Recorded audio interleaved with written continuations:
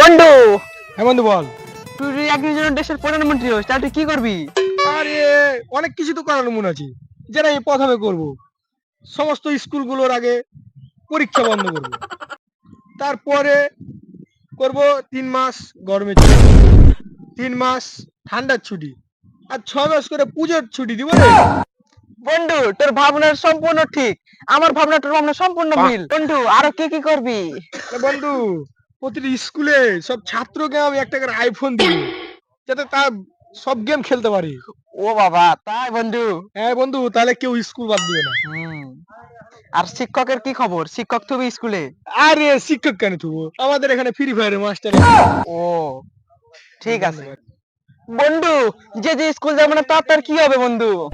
বন্ধু, যে যে স্কুল বেশি মানে বছরে এক আধবার আসবে, তার জন্য একটা গিফট আছে। বন্ধু, তোর তো মনে মনে ঠিক বন্ধু, ঠিক একদম ঠিক।